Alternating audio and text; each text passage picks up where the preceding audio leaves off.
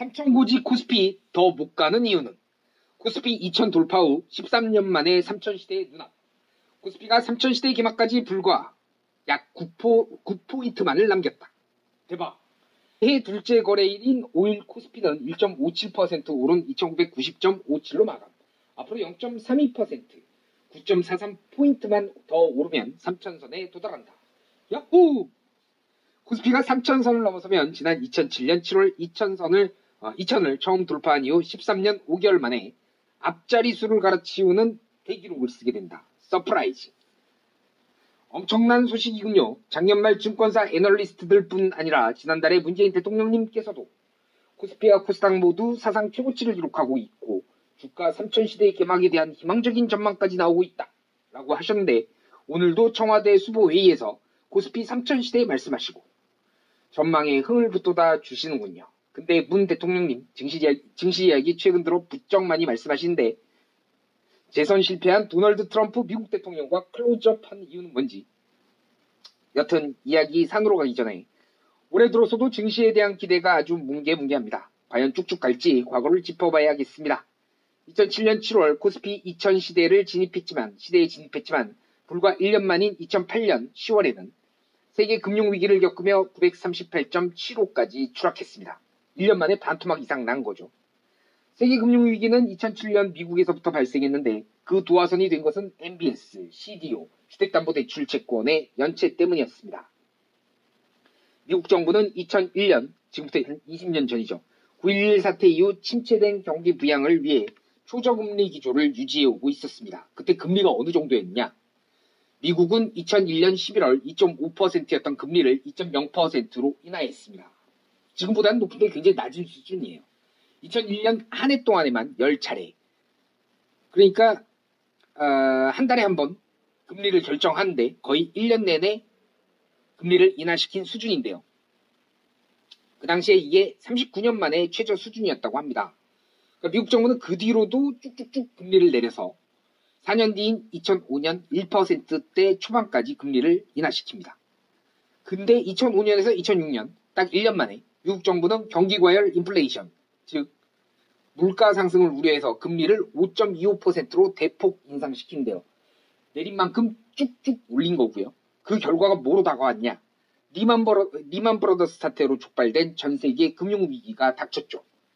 금리가 높아지면 당연히 대출받은 사람들은 이자 감당이 어려워지고 연체금이 쌓이겠죠. 이로 인해 리만 브러더스, 골드만삭스, 모건 스탠리, 멜린치 등 투자은행들의 무기치로운 자산에 문제가 발생합니다.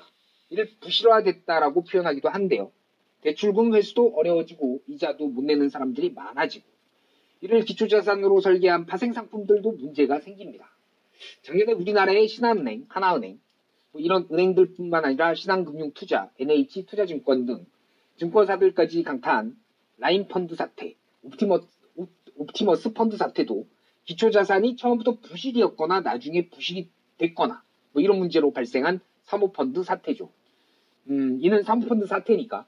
여튼 리먼 브러더스 사태 나고 나서 세계 금융위기 나고, 그러니까 미국 부동산, 주식시장 모두 폭락했습니다.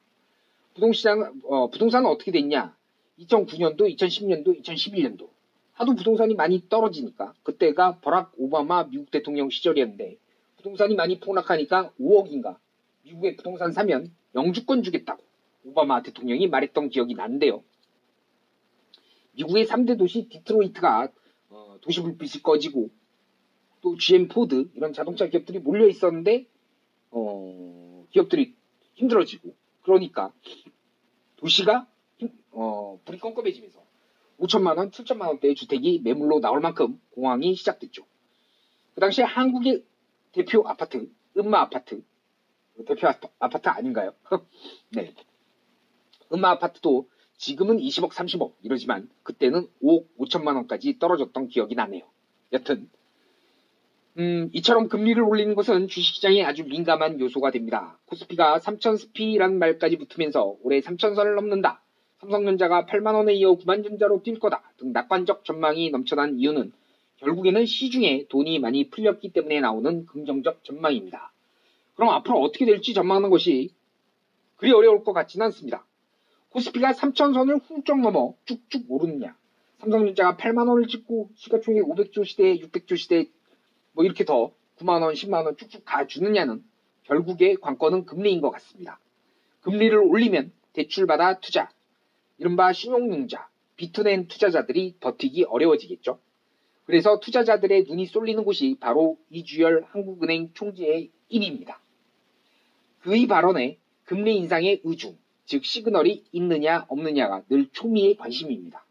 다행히 올해 신년사에서 이주열 한은 총재는 통화정책은 우리 경제가 안정적인 회복세를 이어갈 것으로 전망될 때까지 완화 기조를 유지할 필요가 있다라고 이야기했습니다. 일단 금리 올릴 생각은 없어 보이는데요. 다만 한국말 끝까지 들어봐야 됩니다. 이 말 가지고 안심했다가는 낭패 보기 십상이죠. 이 총재가 덧붙인 다만은 뭐냐? 자산시장으로의 자금 유입, 민간 신용 증가 등 금융 불균형 누중 위험에 대한 우려가 높아진 만큼 금융 안정 상황에 한층 유의해야 할 것이라고 부연해서 말했습니다. 말이 조금 어렵긴 한데 하여튼 자산시장이라는 건 뭐 주식시장, 부동산 시장으로 자금이 많이 유입되고 지나치게 또 민간 신용이 증가한다. 그러니까 빚내는 사람들 많아지고 그러면 금융시장이 불균형하게 되니까 그러니까 여기에 대해서 예의주시하겠다. 뭐 이런 말입니다. 뒷말이 더 중요해 보이는데요.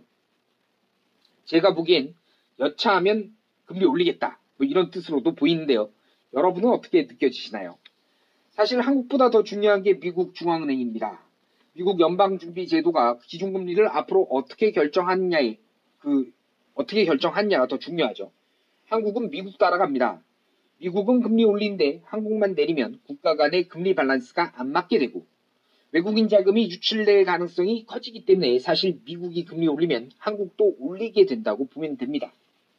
작년 9월 연준 입장은 23년까지, 내후년이죠. 제로금리 유지.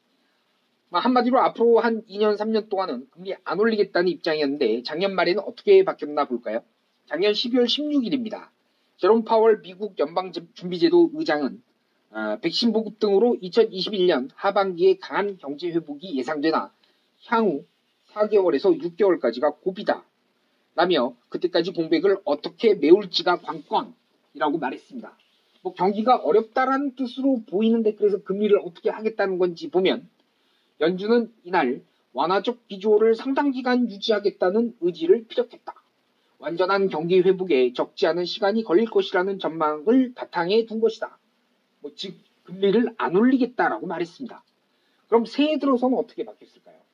연준의 금리 회의인 FOMC 연방공개시장위원회에 참여하는 지역 연준 총재죠. 로레타 매터스 클리블랜드 연준 총재는 백신 보급에 따라 미국 경제 성장률이 하반기에 상승하더라도 경기 호황을 맞더라도 FED가 연준이 기존 정책을 바꾸기엔 충분치 않다라고 잘라 말했다고 하네요. 이로 봐서는 연준은 당분간은 금리를 안 올릴 것 같습니다. 그럼 당분간 빚내서 주식해도 크게 문제 없다는 말로도 들리나요? 그런데 참 조심해야 할 게 있습니다. 주식시장은 모든 재료들이 미리 선반영된다는 것이죠. 이처럼 세계 각국이 금리를 낮추고 시중자금을 쭉쭉 푼다는 것은 이미 주식시장에 반영된 재료라고 봅니다. 더 이상의 호재로 보기는 어렵다는 거죠. 오히려 반대로 금리 안 올리겠다는 입장을 강조해온 한국과 미국의 중앙은행이 반대로 금리를 좀 더 올려볼까 말까 이 정도로만 입장을 조금 수정한다면 주식시장은 이에 대해 아주 민감한 반응을 하고 급락하겠죠. 게다가 한국은 시중은행들 잘 살펴봐야 됩니다. 왜냐?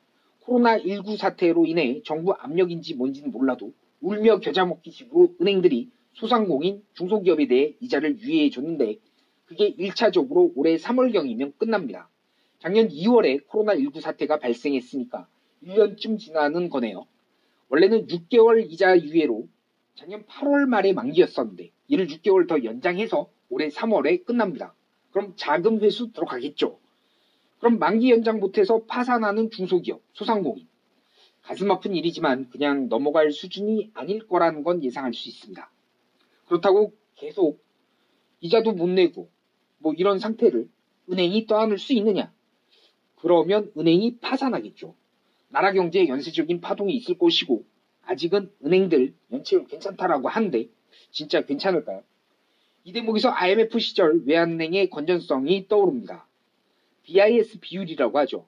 대출금 등 위험자산에 비해 자기돈, 순수한 자기돈, 자기 자본이 얼마나 되는지를 나타내는 BIS 비율은 외환은행 매각 결정하기 전까지는 그리 나쁘지 않았습니다. 이 수치가 갑자기 악화된 건데요.